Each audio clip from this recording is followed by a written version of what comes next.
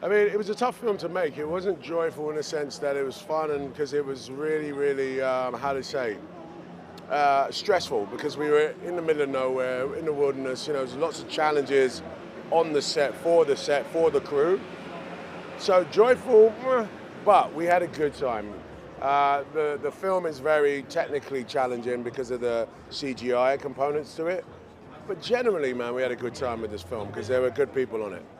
How lucky am I, to get to go to South Africa where everyone was locked up in their homes and be in the savannah in Limpopo shooting animals, and so I loved it. So I absolutely loved it. It's a thrill ride for sure.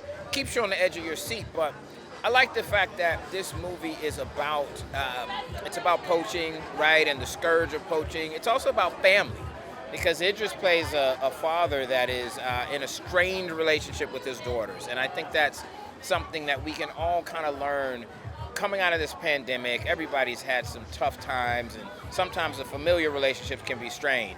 At the end of the day, family is what you got to lean on and what's most important, and this movie takes an examination of that. In talking about family, Idris Elba's daughter didn't get the role. I heard in reports that you had to tell her. Just to talk us through that a little bit. Yeah, well, listen, Idris Elba is amazing. She really is, and her time is coming in due time. I promise you. You're going to be seeing a lot from that young lady. So acting with a CGI lion, what was that like? Must have been difficult.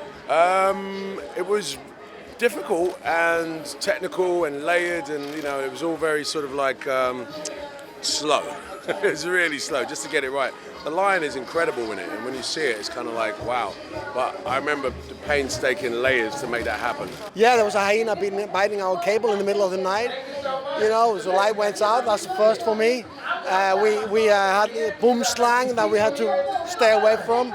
I think I got almost run over by an elephant outside my house, and I had to stand him down and take a stare contest with him, and he gave it up in the end. He was more clever than I am, I guess.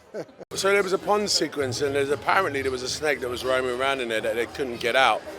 I had to get in the water anyway, so I was like, well, if it's going to get me, it's going to get me. I didn't. Some people just were like, no, I'm not going anywhere near it.